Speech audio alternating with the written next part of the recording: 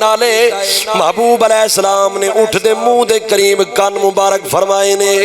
اٹھ نے اپنی زبان حال دے نال کوئی گل کیتی ہے. میرے نبی اٹھ دی گل سن کے رومن لگ گئے. میرے حبیب علیہ السلام دے اکھاں دے وچوں آنسو آ گئے. اللہ اکبر و کبیرہ.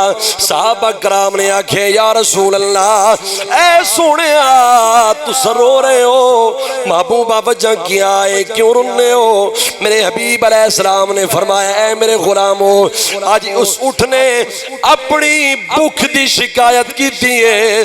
اٹھنے آکھے یا رسول اللہ میرا جڑا مالک ہے میں نو رج کے چارہ نہیں کھویندا, سونیا میری بھوک تس دا خیال نہیں کردا. اے سونیا اسے وجہ تو میں اپنے مالک دے نال اج لڑ رہے ہاں.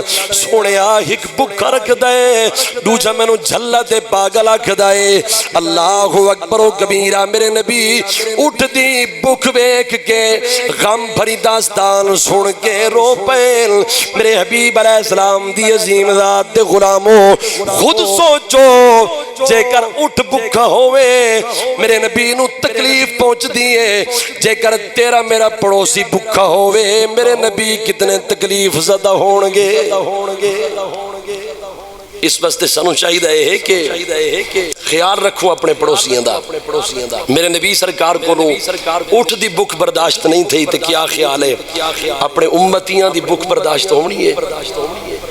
اٹھ بھوکا ہوئے تے میرے نبی سرکار تکلیف زدہ تھین, غم زدہ ہوئن, تے کیا خیال ہے تیرے میرے او پڑوسی جڑے بھوک دی وجہ تو تڑپ رہن, جنہاں کولو صحیح طریقے دے نال افطاری دا اہتمام کوئی نہیں, جنہاں کولو عید دے موقع واسطے بچہ لئی کپڑے گھنن دے پیسے کوئی نہیں. کیا خیال ہے انہاں دی یہ تکلیف ویکھ کے, انہاں نو غم زدہ ویکھ کے میرے نبی سرکار غم زدہ ہو سنی ہے کوئی نہ.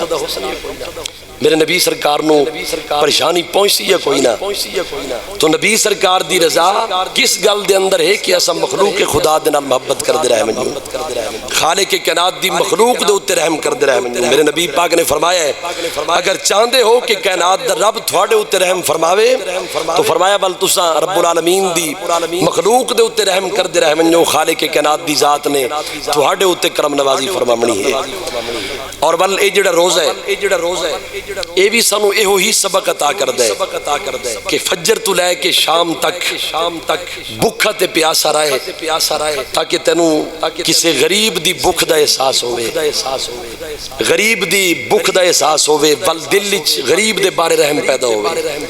اے روزہ سانو ایہو ہی سبق عطا کر دے. اور بل جس ٹائم اساں